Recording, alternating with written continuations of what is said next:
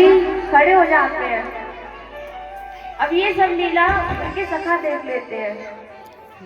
जब उन्होंने देखा फिर से उन्होंने मैया को बुलाया पूरे नंद भवन में, कह दिया कि मैया आज तुम्हारा लाला शेष नाग के फलों पर खड़ा था।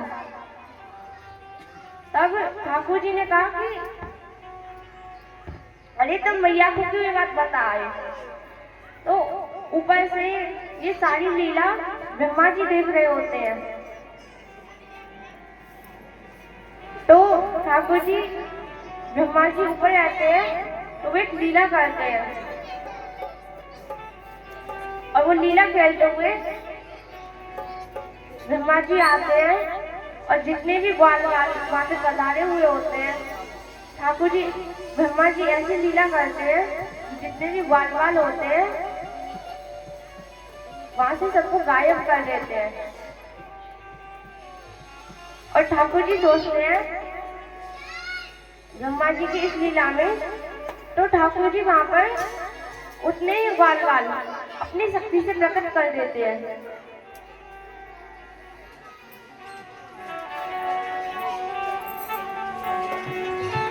तो अब यहाँ पे सब ग्वाल जा रहे हैं। अब ब्रह्मा जी सोचते हैं कुछ समय बाद कि ये सब तो मैंने कैद कर लिए, अब मैं जाकर देखूं। तो ब्रह्मा जी जैसे ही नंद भवन में प्रवेश करते हैं तो वो देखते हैं उतने ही ग्वाल खड़े हैं और सब अपनी मैयाओं के यहाँ माखन खा रहे हैं। अब ब्रह्मलोक में ब्रह्मा जी एक बात बोल आए थे, कहने लगे कि आजकल दूसरे की शक्ल में ब्रह्मा का रूप लेके कई लोग आ जाते हैं। ठाकुर जी सोचने लगे कि इनके साथ भी एक लीला खेलनी चाहिए। ठाकुर जी ब्रह्मलोक में प्रवेश करते हैं और उस वक्त ब्रह्मा जी नंद भवन में होते हैं और ठाकुर जी ब्रह्मा जी का रूप धर के उनके ब्रह्मलोक में चले जाते हैं और ब्रह्मा जी के सिंहासन पर बैठे हुए होते हैं। तो यहाँ पर ठाकुर जी ब्रह्मलोक के आसन पर बैठे हुए हैं और ब्रह्मा जी नीचे ये लीला देख रहे हैं कि उतने ही ग्वाल खड़े हैं और कुछ ग्वाल मैं वहां पर कैद कर आया। अब ब्रह्मा जी ब्रह्मलोक में जाकर देखते हैं कि कहीं मैंने ये दृश्य गलत तो नहीं देखा। तो अब ब्रह्मा जी के जितने भी सेवादार वहां पर होते हैं तो वो देखते हैं तो कहते हैं कि ये शायद ब्रह्मा का रूप बना कर आया है।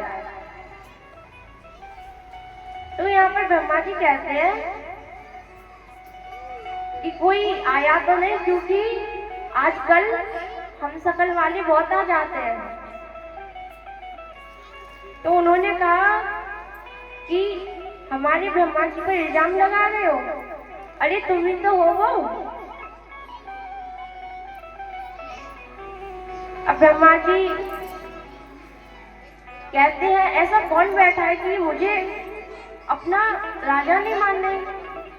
अपना ब्रह्मा जी सोचते हैं कि मैं सामने खड़ा हूं तो ब्रह्मलोक में किसने प्रवेश कर रखा है।